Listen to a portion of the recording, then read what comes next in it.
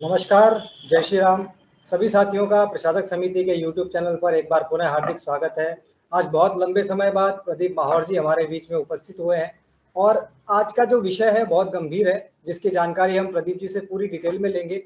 विषय ये है कि हम सभी जानते हैं किस प्रकार लंबे समय से हिंदुत्व को, कभी भगवा को, कभी हिंदू परंपराओं को, रीति रिवाजों को, सबको बदनाम करने का एकदम पूरा फुल प्रूफ प्लानिंग के साथ काम होता आया है।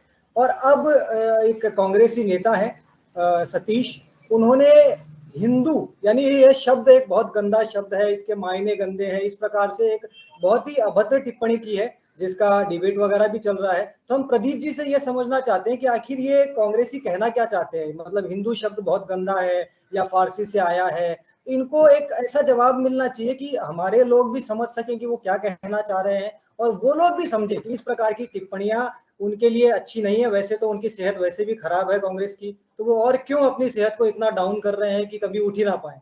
जी प्रदीप जी। मनीष भाई नमस्कार। ऐसा नहीं है कि सतीश जाकीहोली ने जो भी बोला है कि पहली बार इस प्रकार की बातें कही हैं।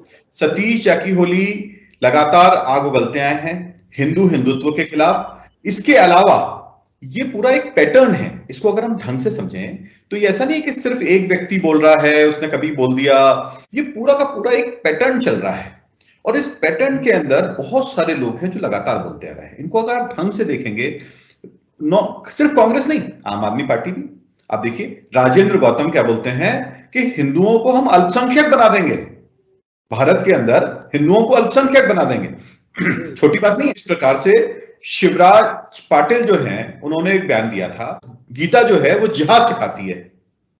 बिल्कुल, अभी हाल ही में दिया था और ये इतना घटिया बयान है कि हाँ। अब आप इसके अलावा शशि थरूर, राम एक काल्पनिक पात्र है, भूल गए क्या? बिल्कुल बिल्कुल बिल्कुल नहीं भूले। राम सेतु के जो केस चला था, उसके ऊपर जिस प्रकार के इन्होंने डॉक्यूमेंट प्रेजेंट किए थे, उसको अगर आप देखेंगे तो आपको शर्म आएगी कि क्या चल रहा है ये। तो भारत के अंदर बहुत सारी ऐसी चीजें चल रही हैं जिससे समझ में आता है कि ये सिर्फ एक व्यक्ति का काम नहीं। ऐसे मैं आपको हजारों उदाहरण दे सकता हूं। जी जी। ये एक सोचा समझा षड्यंत्र है और बहुत सारे लोग मिलकर षड्यंत्र को रच रहे हैं। जबकि भारत की अगर हिस्ट्री उठा के देखेंगे तो वो ऐसी हिस्ट्री रही है, समर्पण की हिस्ट्री रही है। सनातन धर्म के अंदर आपको ध्यान होगा कोहिनूर के विषय में, कोहिनूर हीरे के ऊपर कितनी सारी कंट्रोवर्सी आज भी चलती रहती है। कोहिनूर काकातिया डायनेस्टी जो थी उसके पास था। काकातिया डायनेस्टी ने क्या किया था, उसको वारंगल में एक मंदिर है भद्रकाली मंदिर, भद्रकाली मंदिर में उसको समर्पित कर दिया था। भद्रकाली जी की मूर्ति में लगवा दिया गया था। मतलब इतनी महंगी चीज जिसके लिए पूरे विश्व के अंदर होड़ लगी हुई थी कि वो चीज हमारे हाथ में लग जाए, उसको हमारे यहाँ के राजा ने क्या किया, एक मंदिर में डोनेट कर दिया और वहां पे वो मूर्ति के अंदर लगा दिया गया। और अकेला एक नहीं, ऐसे बड़े बड़े रत्न जिसको कि अगर आज के समय में खोल के रख दिया जाए तो विश्व युद्ध हो जाए, देश आपस में लड़ पड़े, ऐसे रत्न जो हैं वो मंदिरों को समर्पित कर दिए गए हमारे यहाँ पे। ये भारत की सोच रही है और ये सनातन धर्म की सोच रही है। लेकिन इसके अलावा जो भारत में चल रहा है, जैसे एक शशि थरूर जी का एक बयान आया था अभी थोड़ी दिन पहले, भारत जो है वो हिंदू पाकिस्तान है ना, और धीमे धीमे करके इसको बनाया जा रहा है। जैसे पाकिस्तान बन गया है मुसलमानों का, वैसे ही भारत जो है पाकिस्तान बन जाएगा। राहुल गांधी का एक बयान आपको ध्यान होगा जिसमें बोलते हैं लड़के लड़कियों को छेड़ने के लिए मंदिर जाते हैं, ध्यान है आपको? बिल्कुल बिल्कुल। तो ये इस प्रकार के बयान जो हैं वो लगातार चलते आए हैं और लगातार ही हमारे यहाँ पे एक कॉन्स्पिरेसी चल रही है। अच्छा, लेकिन एक चीज और देखने वाली है। ये तो देखिए भारत में बयान हुए, थोड़े दिन पहले पीएफआई का आपने देखा क्या हुआ। पीएफआई एक पूरी की पूरी कंसोलिडेटेड एक्टिविटी कर रहा था, मिलके बहुत सारे लोग भारत के खिलाफ, हिंदुओं के खिलाफ, भारत की संप्रभुता के खिलाफ पूरी तरीके से गठजोड़ करके एक पूरा षड्यंत्र रच रहे थे। और सिर्फ भारत में ही नहीं, आप देखो यूनाइटेड किंगडम के अंदर जिस प्रकार से लेंसेस्टर में वहां पे क्या है विद्रोह हुए। लेंसेस्टर में एक बेचारी सिख कन्या है, उन्होंने विरोध किया किस चीज का विरोध किया कि इस तरह के दंगे नहीं होना चाहिए। उन्होंने हिंदू मुस्लिम की कोई बात नहीं करी, उनको इतनी धमकी देना शुरू कर दी गई, उनको रोज परेशान कर दिया गया। वो बेचारी बच्ची जो है ना वो इतनी परेशान हो गई कि वहां पे पुलिस की शरण लेनी पड़ी, उसको प्रोटेक्शन लेना पड़ा उसको। जी। ये बात मैं कर रहा हूं यूनाइटेड किंगडम की। बांग्लादेश के अंदर सरस्वती माता और काली माता की जो मूर्तियां हैं उनका अपमान किया गया, ठीक है। और भारत के अंदर संत सरतन से जुदा के जो सारे केसेस हुए, है ना, ये सारी चीजें अगर आप देखेंगे तो उससे समझ में आता है कि ये पूरा एक विश्वव्यापी एक अभियान है जिसके अंदर हिंदुओं को बदनाम करने की पूरी तरीके से कोशिश हो रही है। और सिर्फ ऐसा नहीं है कि ये बदनाम करना चाहते हैं। आप देखो, भारत के अंदर दो तरफा काम होता है। एक तरफ राहुल गांधी जो हैं वो नजर आते हैं माला वाला पहने हुए, कभी वो जनेऊ दिखाते हुए, कभी क्या है कि वो रुद्राक्ष पहने हुए नजर आएंगे, है ना। वो एक तरफ तो हिंदुओं को लुभाने की पूरी कोशिश करते हैं और दूसरी तरफ उनकी ही पार्टी के लोग जो हैं हिंदुओं के खिलाफ बोलते हैं।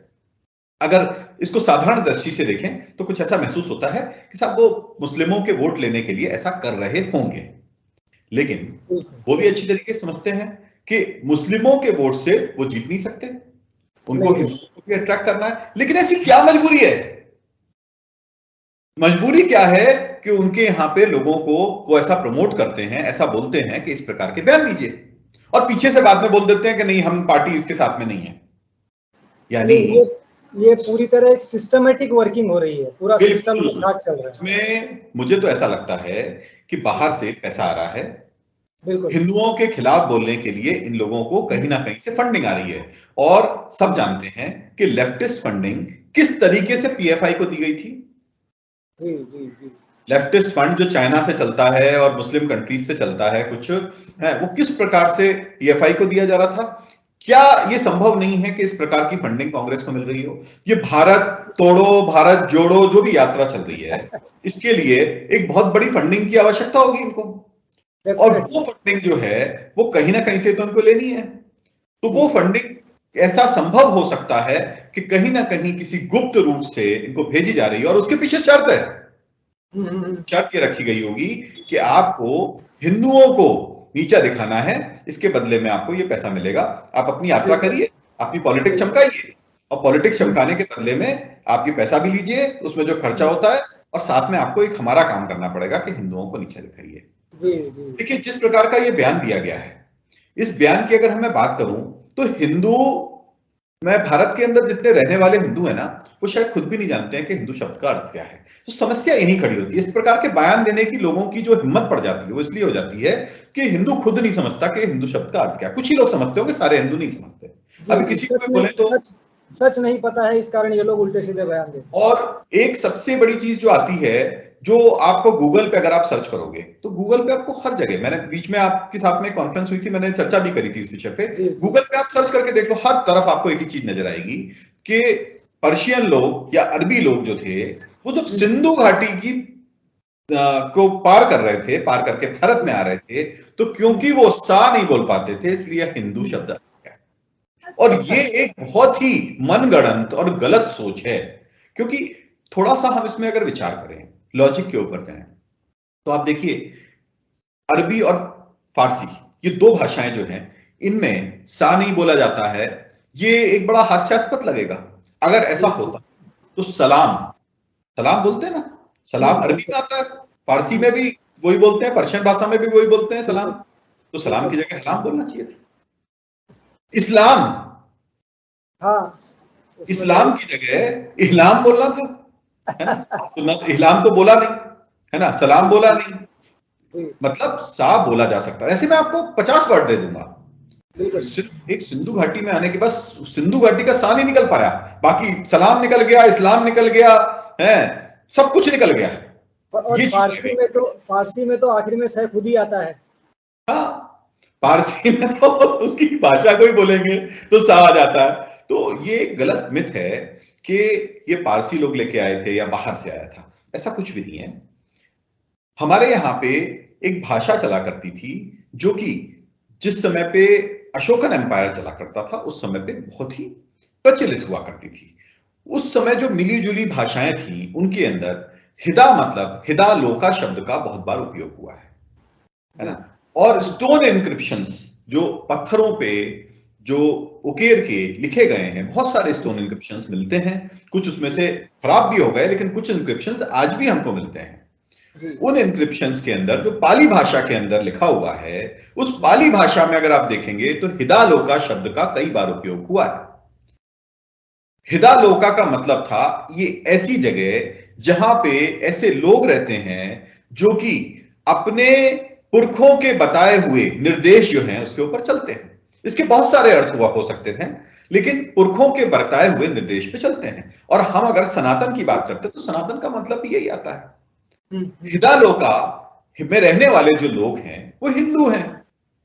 अब जबकि हुआ क्या, थोड़ा सा जो फर्क आया वो कहां पे आया, जो हिंदू शब्द है वो हमारा है, और ये शब्द जो है वो पाली भाषा से निकला हुआ शब्द है, जिसका मतलब है ऐसे लोग जिनके पुरखों ने वेद और वेदांत लिखे हैं, उनको मानने वाले जो लोग हैं वो सारे लोग हिंदू हैं। क्या गलत है इसमें? इसके अंदर कहीं कोई कंट्रोवर्सी होनी ही नहीं चाहिए। ये जो शब्द है, हिंदू शब्द जो है, जब ये चाइना पहुंचा, चाइना में हिंदू, चाइनीज लैंग्वेज में हिंदू नहीं बोल पाते हैं, हा नहीं बोल पाते हैं वो लोग, तो हा को वो लोग आ बोलते हैं। चाइनीज लैंग्वेज में देख लीजिए, तो हिंदू को INDU, इंडू वहां पे लिखा गया। तो चाइना, क्योंकि सिल्क रूट जाता था चाइना से पूरा, और भारत से सिल्क की और कॉटन जो उसकी बहुत बड़ी सप्लाई हुआ करती थी, एक समय में बहुत बड़ा ट्रेडर हुआ करता था। पूरे विश्व में जो कुछ भी आवश्यकताएं हुआ करती थी कपड़े पहनने के लिए, सिल्क और कॉटन, वो भारत से जाता था, है ना।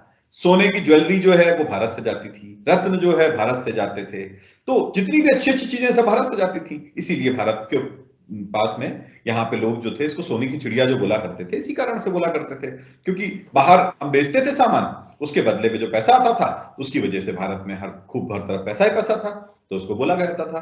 तो चाइना से जो जाया करता था, तो चाइना में क्योंकि उनकी भाषा के अंदर कुछ शब्दों को ना बोलने का ऐसा वो है, तो वहां पे वो लोग उसको पीनियन बोलते हैं, चाइनीज पीनियन लैंग्वेज। तो पीनियन लैंग्वेज के अंदर, पीनियन भाषा के अंदर अगर हम बात करेंगे तो उसके अंदर क्या था कि उसके अंदर हिंदू को इंडू बोला गया, इसीलिए इंडिया नाम पड़ गया। जी, इंडू बोला गया, तो जो वेस्टर्न कंट्रीज में पहुंचा, इंडू इंडिया, है ना, तो उन्होंने इंडू को इंडिया बना दिया। लेकिन हिंदू जो शब्द है वो पूरी तरीके से भारत का शब्द है, और एक ऐसा शब्द है जिसपे हर सनातन धर्म के व्यक्ति को गर्व होना चाहिए। तो सबसे पहले तो ये बात दिमाग से निकाल दीजिए कि किसी और ने हिंदू शब्द दिया है, ये बिल्कुल पूर्णतः गलत है। और इस प्रकार के लोग जो हैं, राजेंद्र गौतम जैसे जो लोग हैं, और हिंदू शब्द जो है वो घृणित शब्द है, इस प्रकार के लोग जो हैं, इनको जितना भी हम क्रिटिसाइज कर पाए उनको करना चाहिए। और जिस प्रकार के कृत्य कांग्रेस कर रही है, जिस प्रकार की विचारधारा को कांग्रेस रोपित कर रही है, जिस प्रकार से हिंदुओं के बीच में एक खाई बनाने की कोशिश कर रही है, जिस प्रकार से संगठित प्रयास हो रहे हैं कि हिंदुओं को भारत में अल्पसंख्यक बनाया जाए, इन हिंदुओं को अल्पसंख्यक कैसे बनाओगे आप? पॉपुलेशन को तो खत्म करोगे नहीं, मतलब हिंदुओं को विभाजित करेंगे। अल्पसंख्यक बनाने का मतलब है विभाजित करेंगे, है ना। तो सीधी सी बात यह है कि हिंदुओं के बीच में दरार डालेंगे। ये भारत जोड़ो यात्रा नहीं है, ये हिंदू तोड़ो यात्रा है। हिंदू तोड़ो यात्रा, हिंदुओं को कैसे विभाजित किया जाए, जात पात वापस से कैसे स्टैब्लिश किया जाए, क्योंकि देखिए हो क्या रहा है, इसके लोग बहुत घबराए हुए हैं। भारत के अंदर धीमे धीमे देख रहे हैं कि जात जो व्यवस्था हुआ करती थी, जिसके ऊपर कांग्रेस जीतती थी, वो धीमे धीमे खत्म होती चली जा रही है, और हिंदू संगठित हो गया है। आज के समय में हिंदू का वोट जो है वो एक संगठित वोट की तरीके से पड़ रहा है। कोशिशें होती है उसको तोड़ने की, ऐसा नहीं कि 100% 100% सारे हिंदू एक यूनाइटेड हो गए, लेकिन फिर भी एक बड़ी संख्या एस्टैब्लिश हो गई, और जिसका डायरेक्ट फायदा जो है भारतीय जनता पार्टी को मिल रहा है, क्योंकि एक ही अकेली ऐसी पार्टी है जो कि हिंदुत्व के बारे में कोई बात करती है, बाकी तो कोई करते नहीं। ये तो क्या है कि सबकी बात कर लेंगे, लेकिन अब आप एक थोड़ा सा विचार करके देखिए, गीता जिहाद सिखाती है, किसी भी नेता में भारत में कांग्रेस का कोई भी माई का लाल पैदा नहीं है जिसके अंदर हिम्मत है कि इस प्रकार का एक शब्द किसी दूसरे जो रिलीजन है उनके किसी भी किताब के विषय में बोल दे। जो सिखाता है उसके विषय में भी नहीं बोल पाते। हाँ, नहीं बोल सकते। आप देखिए, अगर ये बोल दें तो अगले दिन सर तन से जुदा मिलेगा इनका। बिल्कुल बिल्कुल, 100%। एक सिर्फ हिंदू है जिसके खिलाफ कुछ भी बोल दो, आप कुछ भी बोल दो, और उसके बाद में खंडन कर दो कि नहीं साहब हम कहना कुछ और चाहते थे, है, और हिंदू बेचारा चुपचाप बैठा रहता है। ये क्या है कि एक ऐसा लग रहा है जैसे कि फैशन बन चुका हो। और इस फैशन को चलाने के लिए फ्री में नहीं है फैशन, पैसा मिलता है इसमें भैया, पैसा आ रहा है, लाखों करोड़ों रुपए आ रहे हैं। पूरी की पूरी जो भारत तोड़ो यात्रा जो चल रही है ना, वो उसी पैसे से चल रही है, उसी पैसे से, और उस पैसे का उपयोग हो रहा है, उस पैसे का उपयोग करके और भारत को तोड़ने का प्रयास किया जा रहा है। लेकिन जितना ये प्रयास करेंगे उतना हिंदू और एकत्रित हो जाएगा। और मैं तो उस दिन मानूंगा कांग्रेस को बैलेट में एक भी हिंदू वोट ना पड़े, उस दिन मैं ये मानूंगा कि भारत का हिंदू यूनाइटेड हो गया।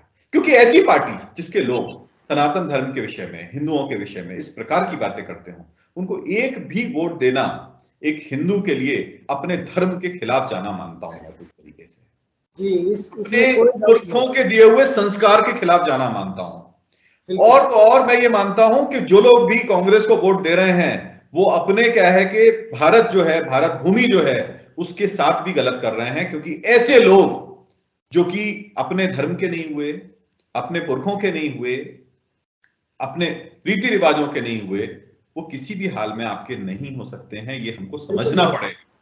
जी जी जी। छोटे छोटे देखिए आप क्या है, कांग्रेस में जो कार्यकर्ता काम कर रहे हैं उनके ऊपर भी मुझे तरस आता है। छोटे छोटे पदों के लालच के लिए आज आप देखो, राष्ट्रीय स्वयंसेवक संघ का कार्यकर्ता काम करता है, उसको कोई पद मिलता है क्या? नहीं मिलता। लालच छोड़ के राष्ट्र के ऊपर आप ध्यान दीजिए। और अगर जो कांग्रेस में कार्यकर्ता है उनसे मैं बोलना चाहूंगा कि इतना हद हो गई अभी तो, अब तो आपको शर्म से डूब जाना चाहिए। छोड़ दो इस कांग्रेस को, घर बैठ जाओ, ऐसी राजनीति मत करो, कुछ नहीं मिलेगा इस राजनीति में। एक छोटे से जिले में अगर आपको एक छोटी सी पद दे भी दिया तो क्या मिल जाएगा? भूल जाओ इसको। अपना स्वाभिमान, अपनी आत्मा बेचकर ऐसा पद बेचकर, बिल्कुल सही बात बोली आपने, ये अपना स्वाभिमान और अपनी आत्मा बेचकर और इस प्रकार के कृत्य कर रहे हैं। और जितने भी भारत में संगठन हैं सबको इस व्यक्ति का विरोध करना चाहिए। क्योंकि जिस प्रकार से इन्होंने बात कही है ये कोई छोटी मोटी बात नहीं है। ये अगर किसी और दूसरे धर्म के खिलाफ इस प्रकार की बात कही गई होती तो बहुत बड़ा बवंडर मच गया होता, जो कि हम देख रहे हैं कि अभी कोई ऐसा कुछ खास कुछ हुआ नहीं है। और यही कारण है कि इनको इतना बल मिल जाता है कि ये लोग बड़े आराम से ये सब बातें कर जाते हैं। तो पूरे हिंदू जो हैं उनको जागृत होना पड़ेगा, एक साथ मिलना पड़ेगा। इस प्रकार के कोई भी विषय आते हैं उसके ऊपर मिलके साथ खड़े होइए और अपनी आवाज इतनी उठाइए कि इनके कान फट जाएं। ये मैं हर हिंदू से जो भी इस चैनल पे सुन रहा है उनको मैं बोलना चाहता हूं।